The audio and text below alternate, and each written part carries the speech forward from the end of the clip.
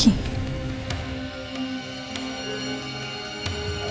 বাহার জামা কাপড়ের ভেতর শাখা পলা কোথা থেকে আসলো?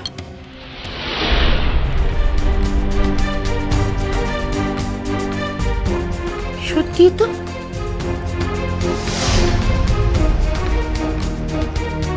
ওমা সত্যি তো অদ্ভুত। শাখা পলা কি করে ওর কাছে এলো সেটাই তো বুঝতে পারছি না। ভুল করে অন্য কারো জামা কাপড় দিয়ে দেয়নি তো? না না, এইগুলো তো বাহারি জামা কাপড়, আমরা সবাই তো চিনি।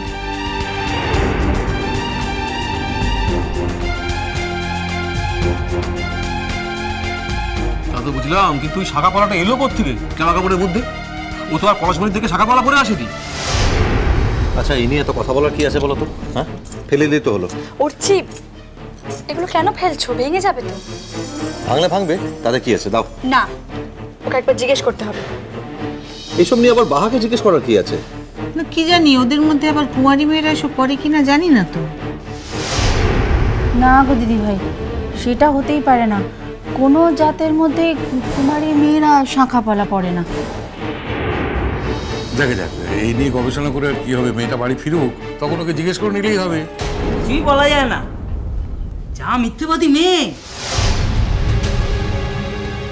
হয়তো বিয়ে হয়েছে, গোপন করে গেছে।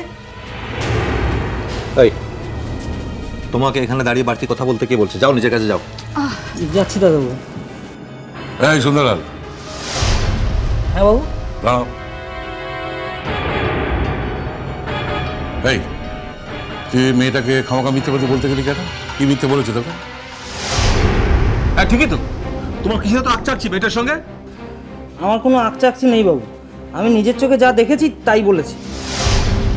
কি নিজের চোখে দেখেছোটা কি শুনি?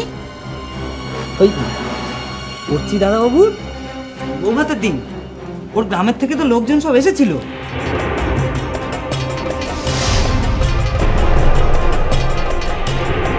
তারা তো আমাকেই ডেকে দিতে বলেছিল। ওমা, তারপর কাউকে কিচ্ছুটি বললো না, একেবারে চেপে গেল, তাদেরকে ভিতরেও নিয়ে এলো না।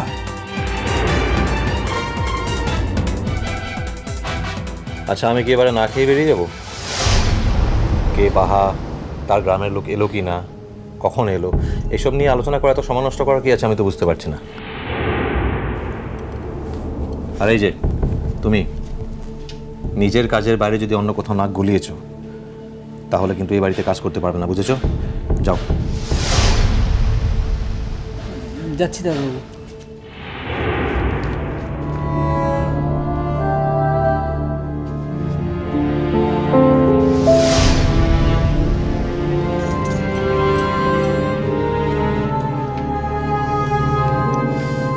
আমি গিয়ে ওর জামা কাপড়গুলো বার করে দিই, তাহলে এক্ষুনি আবার তাড়াহুড়ো করবো। হ্যাঁ যা, তুই যা। মেজো চল রে, ছেলের ভাত দিবি চল, না তো সে আবার না খেয়ে বেরিয়ে যাবে। হ্যাঁ গো দিদি ভাই, চলো। আয়। ওই ওটির সঙ্গে আমাকেও দিয়ে দাও, আমাকে বেরোতে হবে। হ্যাঁ হ্যাঁ, চলো। বাহার জামা কাপড়ের মধ্যে শাঁখা পালা এলো কি করে? আর বাহার বাড়ির লোক এসেছিল, অথচ কাউকে বললো না কেন?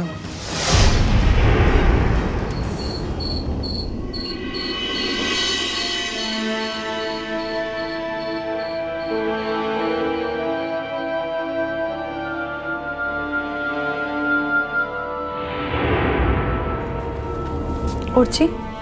বলো। তুমি কোনোদিন বাহাকে শাখাপালা পরা অবস্থায় দেখেছো? কি না, আমি ভাবছি মেয়েটার কাছে শাখা পলাটা এলো কোথা থেকে। একটা কুমারী মেয়ে, ও শাখা পলা নিয়ে কি করবে? আমি তো এত খেয়াল করিনি।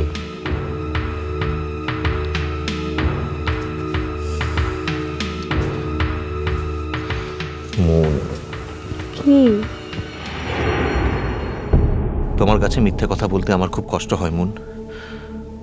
আমার মরে যেতে ইচ্ছে করে। কি যে অসহায় লাগে এই সময়। কি হলো, তাকিয়ে আছো কেন?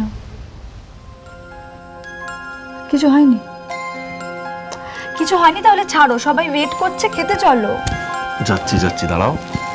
ও সবসময় কি যে করো না। কেন মন, আমি তোমার কাছে এলে তোমার ভালো লাগে না?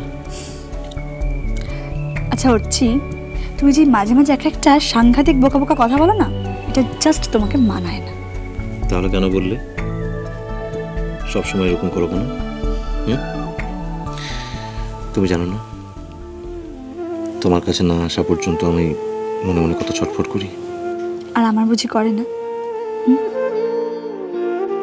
তা বলে যখন তখন বাড়িতে এত লোক যাচ্ছে? সব সময়, যখনই আমার ইচ্ছে করবে তখনই।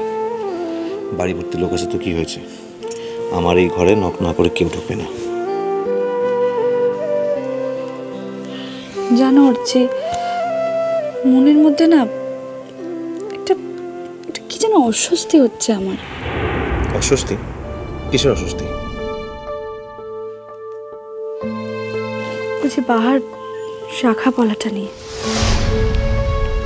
কি হতে পারে বলো তো? আচ্ছা, ওর আগে কখনো বিয়ে হয়ে গেছিল?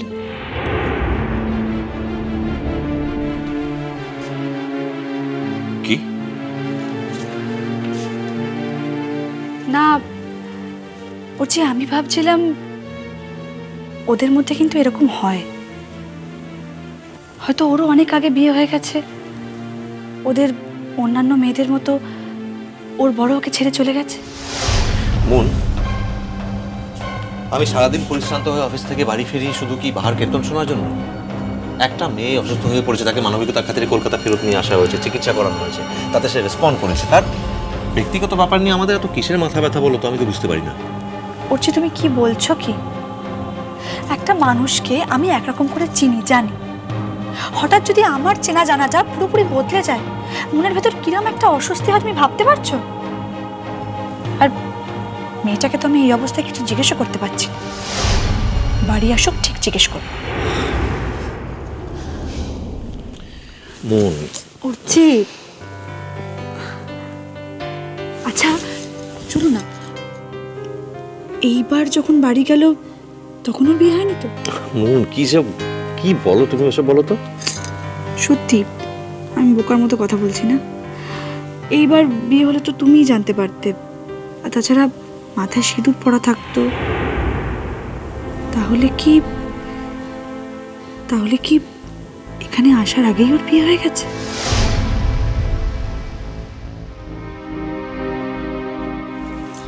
না দেখো, হয়তো ওর বর ওকে নেয় না, সেজন্য কলকাতায় চলে এসেছে।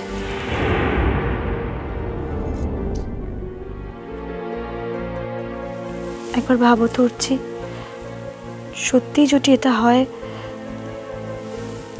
মেয়েটার মনে কত কষ্ট।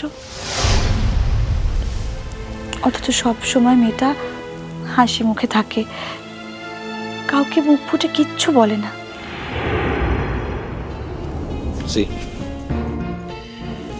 তোমার যদি আমার সঙ্গে কথা বলার মতো অন্য কোনো বিষয় না থাকে বাহা ছাড়া, প্লিজ আমাকে আগে জানিয়ে দিও।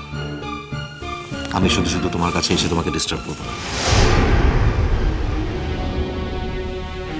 তুমি এত কেন রেগে যাচ্ছ অর্চি? আমার মনে যা হয়, যা চলে, আমি তো সবসময় তোমার সঙ্গে শেয়ার করব। তাহলে আর কার সাথে শেয়ার করব বলো? ঠিক আছে, আমি আর এসব কথা বলে তোমাকে ইরিটেট করব না। এবার প্লিজ তাড়াতাড়ি ফ্রেশ হয়ে নাও, চেঞ্জ করে নাও, সবাই তোমার জন্য ওয়েট করছে, খেতে চলো। তুমি যাও, আমি আসছি। ঠিক আছে, তাড়াতাড়ি এসো, সবাই ওয়েট করছে কিন্তু।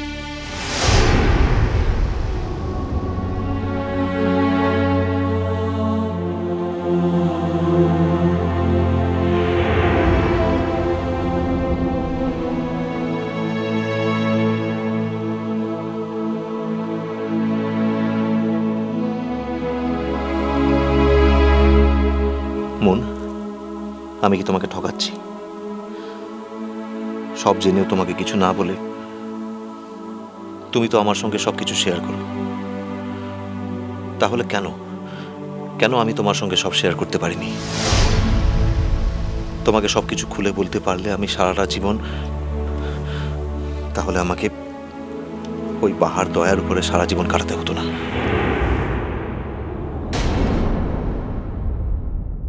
আসলে না, ও ভেতরে ভেতরে খুব লাজুক, আর লাজুক বলেই বাইরেটা ওরকম একটা কঠিন আবরণে ঢেকে রাখে। না, তারপরে ধরো ও যেরকম পেশায় আছে সেখানে একটু ভারিক্কি ভাব থাকাই ভালো। কেন দিদি ভাই, আমাদের বাবুর কথা বলো। সে কি কারোর থেকে মেধাবী কম ছিল?